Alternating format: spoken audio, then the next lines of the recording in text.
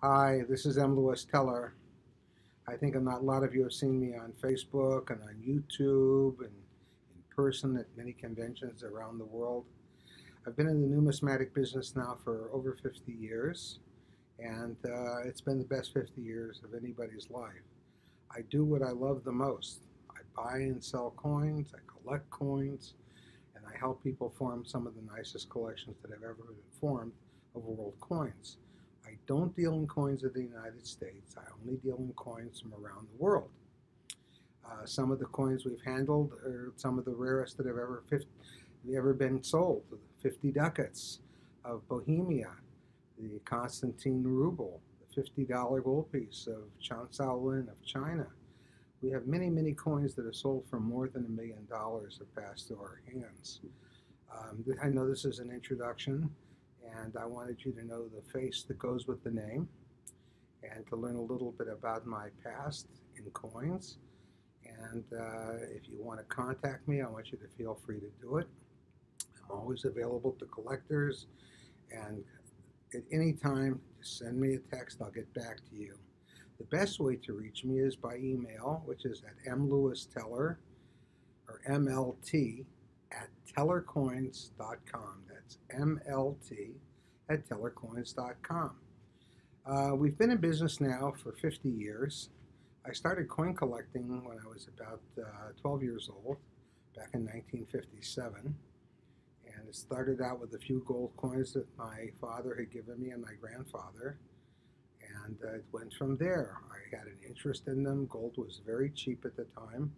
And for a few bucks, you could go into a store, or a few pesos, depending on where I was. I could go into a store and buy a nice gold coin, sometimes for $3, sometimes for $25.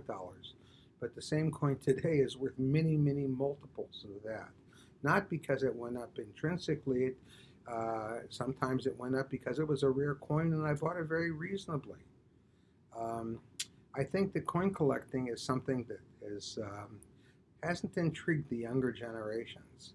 But I think if they were exposed to it, they would find it much more appealing than playing games. Because not only can you have a collection and spend time building it and learning about it, but you have to be a historian. You have to like history. You have to like science to some degree. This is an intellectual pursuit. Not everybody has to be an intellectual genius, but it has to be a person that wants to find out about things. And I hope that I can, through a series of small little lectures or whatever you want to call these little speeches that I make online, you'll be able to find out a little bit more about collecting and especially collecting coins. If you look behind me, you'll see a few different things. I'm a collector of all kinds of things. I collect fine European bronzes, I collect all kinds of bizarre things, I collect all kinds of interesting things, but primarily I'm a collector of coins. And coin collecting has been the most satisfying part of my life aside from my family. And I'm hoping that you'll find this interesting too. Next week, I will start the first in a series of teaching you a little bit about coins and about what to look for and how to determine if a coin is worthwhile buying or not buying.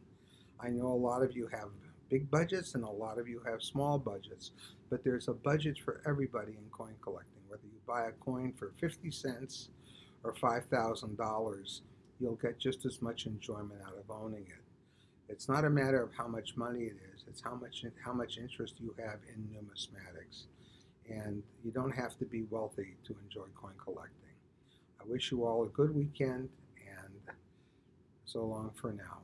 Y también, si usted quiere hablar conmigo en español, escribe en español. No está un problema. Sie kann auch in Deutsch schreiben, o en Französisch, en Français.